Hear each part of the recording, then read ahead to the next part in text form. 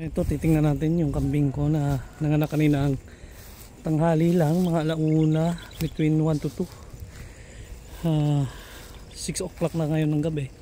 Yan yung dalawa niyang anak. Ito, mag-isang linggo na yan. Okay. Ito yung kapapanganak lang. Yan po, yung dalawa niyang anak. Yan. Parehong babae. Ito babae rin yan. Yan. Gusto ko itong isa eh. Yan o, ganda ng kulay nito. Brown black. Ito brown black with white ka. Tulad ng nanay. Okay.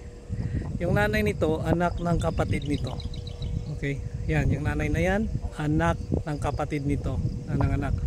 So ibig sabihin, yung anak niya, at saka yan, pinsan. Ibig sabihin, ito apo na niya yan. Okay. Yan o. Yan.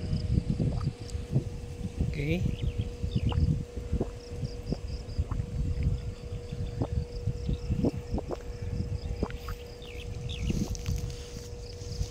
Mag-isang linggo na yan. May isang linggo na. Nag-isang linggo na yan nung Miyerkules nanganak yan eh. Nung nakaraan.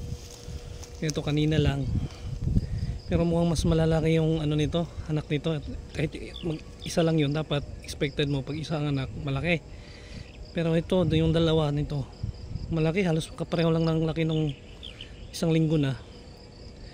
Hindi ako magtataka kasi yung tiyan nito, sobrang laki talaga. Akala ko nga, 3 yung anak, pero 2 lang pala. Kaya expected natin yung bagong anak niya, puro malalaki din.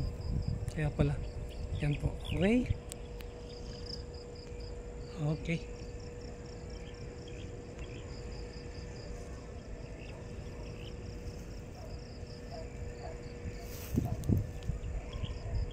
Right.